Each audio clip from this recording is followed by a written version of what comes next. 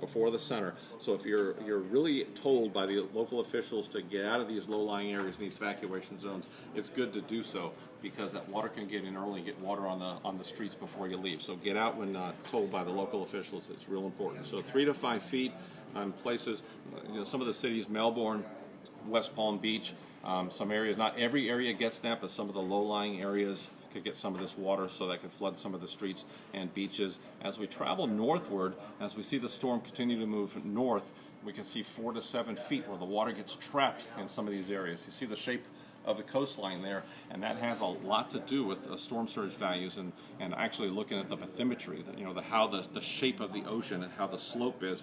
If it's a more shallow slope, in other words, you can push the water in further, a steep slope, you get less storm surge. So all that goes into these calculations. So 4 to 7 feet in some of these areas, and of course that becomes very dangerous. Rainfall-wise, look at the rain.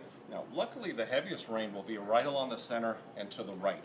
So as a result, the heaviest rain will remain offshore. However, there's still some high amounts. In orange here, 6 to 10 inches of rain. It stretches right along the coastline there into the Carolinas and even over to the Outer Banks. So that's quite a bit of rain. Could cause some flooding as well. Just offshore, you can see some of the 10 to 15 values get very close to the coast.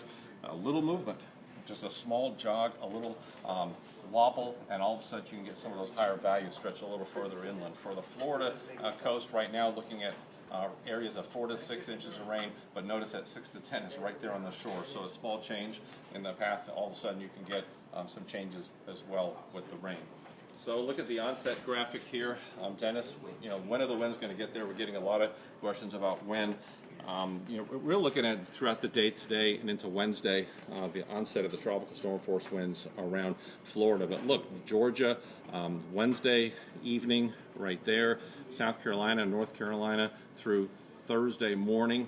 And then with time, getting up into portions of coastal Virginia with the highest probabilities there into Thursday evening, and then getting into portions of the Northeast by the end of the week. So we're going to be dealing with a hurricane for much of this week, and we're going to look at those impacts, not just the impacts along the coast, but the marine impacts as well. So we're going to be really keeping an eye on this, and we'll bring you all the latest updates as they come in from right here